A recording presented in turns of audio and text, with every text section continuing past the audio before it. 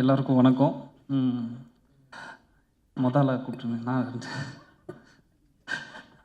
இந்த 29 title teaser பார்த்ததுலேருந்தே இந்த படம் வந்து ஒரு இன்ட்ரெஸ்டிங் ஒரு ஒரு கொஸ்டினை ரைஸ் பண்ணுச்சு. நான் யார் அப்படின்ற கொஸ்டின் அந்த 29 to 30க்குள்ளே எல்லாருக்கும் இந்த கேள்வி எழும்பும்.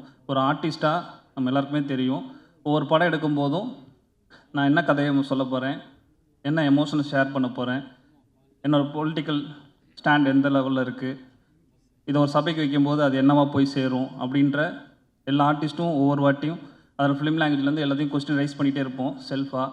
அதை அந்த டீசர் வந்து திரும்பி ரீகால் பண்ணி விட்டுச்சு. நான் கதை எழுதிட்டு இருக்க டைட்டில். ஸோ அங்கேருந்தே இந்த படத்தை ஒரு இன்ட்ரெஸ்டிங்கான ஒரு எதிர்பார்த்துக்கிட்டு இருக்கேன் இந்த படத்தை. அப்புறம் ரொம்ப நாள் கழித்து ஒரு ஆல்பம் ஒரு அவ்வளோ இம்பேக்டாக ரொம்ப கனெக்டிவாக இந்த படத்தில் வந்துருக்கு. அது சாண்டோன் சார் சூப்பராக பண்ணியிருந்தீங்க.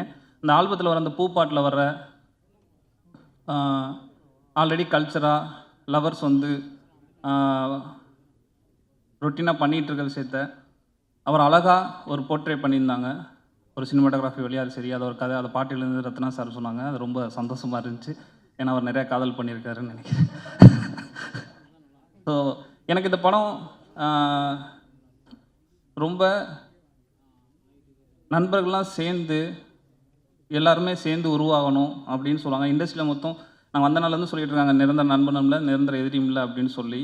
ஆனால் நான் இவங்களெலாம் பார்க்கும்போது இண்டஸ்ட்ரியில் இப்படிப்பட்ட நண்பர்களும் இருக்காங்கன்னு ரொம்ப ஒரு நம்பிக்கை வருது. ஏன்னா அந்த படமே அப்படி தான் உருவாயிருக்கு.